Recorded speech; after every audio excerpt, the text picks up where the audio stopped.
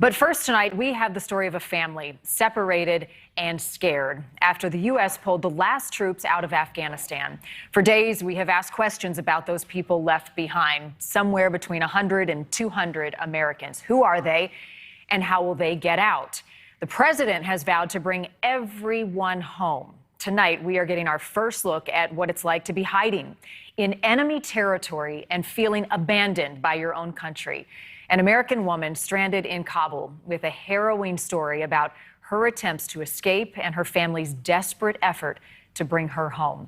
NewsNation correspondent Joe Khalil is live tonight in Washington, D.C. with a story that you'll only see here on NewsNation Prime. Joe.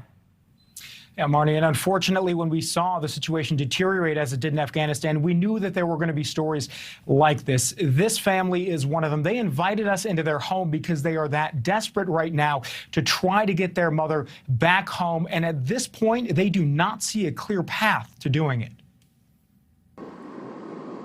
American officials insist almost every American who wanted to get out of Afghanistan got out.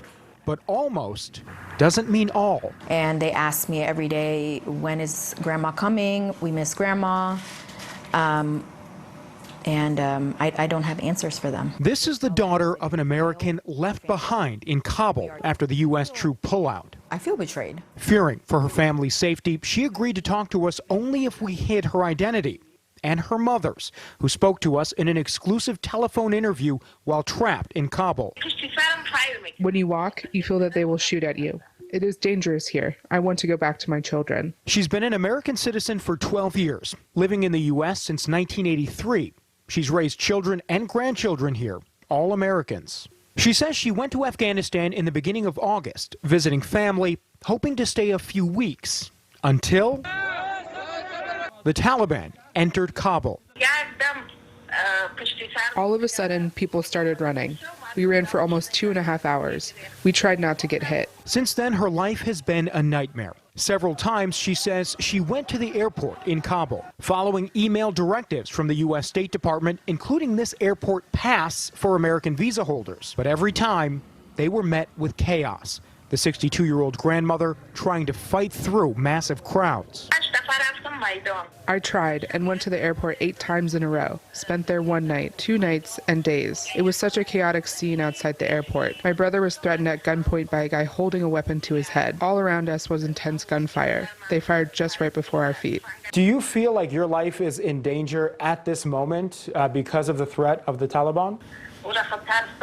Yes, if you see them, you think they will kill you. On one harrowing trip, she claims one Taliban member, seeing her American passport, told her to sit on the ground in a corner. A few moments later, the crowd surged. A crowd of people behind me crushed, and people stepped on me and kicked me 4 to 5 times. As I tried to get up, people stepped on me, and one of my feet hurts badly. I started screaming. If I were not picked up by my nephew, I think I would have been killed in the stampede. Her family has been working tirelessly from the U.S. to get her out. This daughter says she's beginning to lose hope. I did tell them, I said, you have failed our family. We are U.S. citizens. We were born and raised here. We are Americans. That's all we know. And you have failed us. Top U.S. officials, including President Biden and Secretary of State Antony Blinken, insist the Taliban will help Americans left behind get out of the country and won't subjugate women or deny basic human rights. The Taliban is committed to let anyone with proper documents leave the country in a safe and orderly manner. So is it your experience that the Taliban is not keeping their word? No, they are wrong. Recently, they beat 2 women. The girls had short pants on them, and the Taliban beat them. Now, all women have to put hijab and burqa on. Now, this family, desperate to get their mother back home safely, feels their pleas are falling on deaf ears. I want to go back. There is no other option. I have to be back and reunite with my children. Can't stress enough, again, the human angle of this. This woman is a mother, a grandmother. She's a daycare provider. Her family never thought that she would be trapped there and not able to get out. We did get a response from the White House tonight. They said that they're bumping up this case to their task force.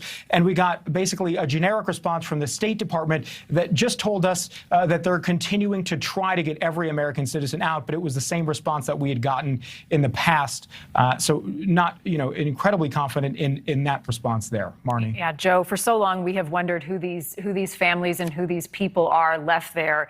And tonight, a much clearer picture of people who are there and who want to leave, and this family torn apart. How are they staying in touch and communicating with one another? So there's a big time difference there. They have to do it, late at night or early in the morning, and they've been able through, sometimes Facebook Messenger or things like WhatsApp. But even the video services are not reliable. We were not able to see any video streaming, so they just have to rely on basically a phone call or two every day. And of course, they're in touch with other agencies through email. But that's all the communication they have right now with their mother. Well, and all we have to go on is the Biden administration says they're keeping track of Americans who are still there. So this woman, you would think among them, has the family heard from the U.S. government getting any assistance? They've been in touch with the State Department, but this family is not confident that there's a plan right now to get these people out, because they haven't heard any specific details as to how the State Department is trying. They've been working with the State Department. They have been also going through other channels, NGOs, Afghan civilians in the U.S. and in Afghanistan as well. They are trying a number of different avenues to try to get their mother out, whether it be through a flight or otherwise. At this point, they just don't feel that they're confident that they know how that is eventually going to happen. Wow. And upwards of 200 other people in the same situation tonight. Joe Khalil, eye-opening report. Thank you so much.